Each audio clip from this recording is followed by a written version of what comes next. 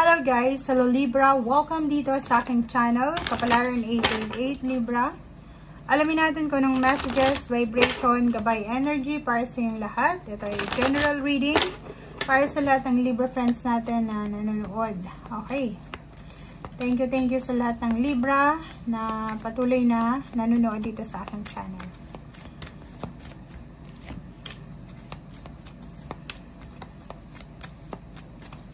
Okay, weekly tarot tayo guys. Alamin natin. Libra, abundance, solitude, and tree, wisdom. Ang nakikita ko sa'yo dito, medyo similar ito. Medyo kapareho siya ng Aquarius. So, pwede mong panoorin yung Aquarius or pwedeng yung Gemini. Nakikita natin dito na meron ditong individual or pwedeng isang tao or maraming tao sa buhay mo na pwedeng magbigay sa'yo ng solusyon or pwedeng makatulong sa'yo sa mga pinoproblema mo, emotional or pwedeng financial or spiritual, or pwedeng meron ditong revelation ng truth or revelation ng kung ano yung dapat ma-reveal, diba? So,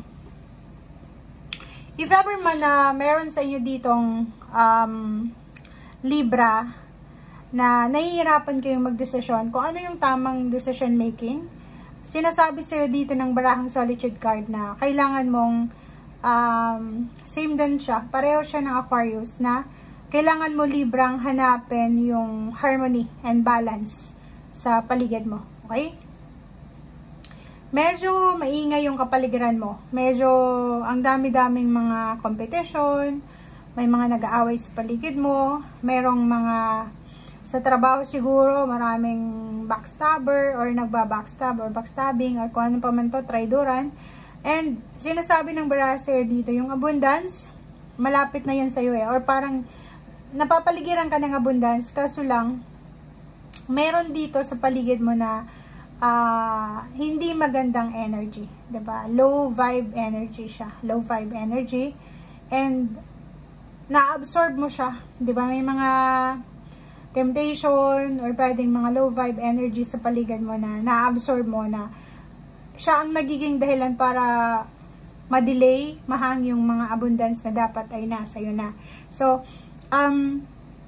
sa linggong ito, kinakailangan mo daw na patahimikin ang paligid mo, okay? Spend time alone, spend time sa nature, kailangan mo munang umalis sa maingay na lugar. Kailangan mo munang patahimikin ang kapaligiran mo para makuha mo yung tamang information. Kasi may mga signs, symbols, synchronicities na ibinibigay sa iyo ang ating mga guides and angels. Pero hindi mo masyadong nakukuha dahil sa dahil sa ang dami-daming mga maiingay sa paligid mo. Yun yung focus mo eh. Especially kung nakatira ka sa city or sa lugar na maingay. Abundance, ihanda mo ang sarili mo para sa incoming abundance na to. Yun na nga, bago natin makuha yung abundance na to, kailangan mo munang alisin. Kailangan mo munang i-delete or i-release ang sarili mo sa mga unhealthy habits or sa mga mental blockages. So, ibig sabihin nyo guys, ihanda mo ang sarili mo sa paparating na abundance by releasing yourself from mental blockages na posibleng humahadlang sa blessings na to, sa abundance na to, na deserve mo ito eh, destiny mo ito eh. Kaso, yun na nga, may mga low vibing energy, mga bad spirits sa paligid mo na pwedeng nagiging dahilan ng delay or hang ng mga plano mo. Pwedeng relationship, pwedeng mga kaibigan, kapitbahay, may mga naiinggit sa'yo, may mga evil eyes. Parang ganun. So, comment down below if resonated ka. 4 cards na reverse. Ano to? Yung iba sa inyo dito, hindi kayo kontento. Parang ganun. Hindi kayo kontento sa kung ano yung meron kayo sa ngayon. Walang freedom eh. Feeling nyo walang freedom. Feeling nyo nasa stagnant situation kayo. Dito sa abundance na to, may mga iba sa inyo ditong Libra, may mga health problems, like mga physical health issue, mental health issue, or pwedeng yung iba, kakulangan sa pera. Meron dito sa inyo na sobrang hirap magdesisyon. Meron din dito sa inyong Yun, sabi ko sa iyo maraming problema. So, ano na lang natin, ulitin na lang natin. So, itong 4 na barahang to, siya yung mga na-reverse card sa'yo na pwedeng siya yung mga pumipigil sa pagtagumpay mo. So, unang-una, pera.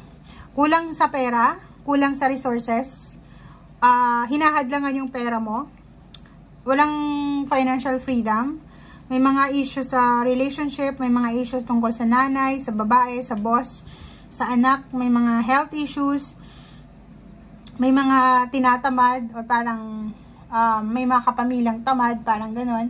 Meron din ditong hindi makapag-desisyon, walang specific decision making, yung parang confused siya, okay?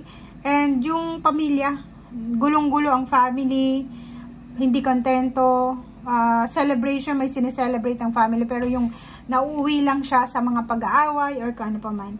So, meron tayo ditong number 5, wise counselor. If ever man daw na kailangan mo ng tulong, professional help, like doctors, or pwedeng abogado, or kano pa man to, kailangan mo na siyang, kumbaga, i-welcome ang help na to eh. Kasi minsan, di ba, may mga dinaramdam kayo, may mga nararamdaman kayo, tapos hindi nyo naman sinasangguni sa doktor, sa mga profesional, tinitis nyo lang, yun ay mali daw. Yung sinasabi ng baraha, if ever man na nakakaramdam tayo ng medyo hindi maganda sa buhay natin, emosyonal, financial, physical, kailangan natin na solusyonan siya as soon as possible.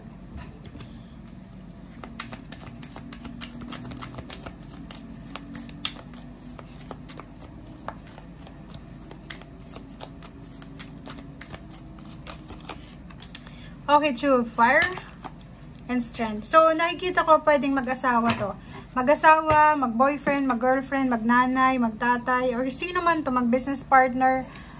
Kung sino man siya sa buhay mo, or sino man kayo, ano man ang relationship nyo, nakikita natin ditong 2 kayo or 3, or marami kayo na nagpaplano. Partnership to eh. Plano para sa pamilya, plano para sa community, plano para sa company. Ano man ito na pinaplano nyo, ito ay tungkol sa progress. Okay? So, be courageous. Kailangan mong magpakatatag. Kailangan mong maging mas masipag pa kung gusto mong matuloy ang planong ito. Okay? And last 2 cards natin, sinasabi ng baraha sa atin dito na kailangan natin na maghanap ng tamang impormasyon, tamang tao, tamang suporta, tamang lugar, para tuloy-tuloy na yung emotional freedom natin. Kasi, ang sinasabi ng baraha, pwedeng may iba sa inyo dyan, Libra, na nasa tamang lugar pero nasa maling pagkakataon. Nasa tamang pagkakataon pero nasa maling lugar. Nasa tamang oras pero mali yung relationship.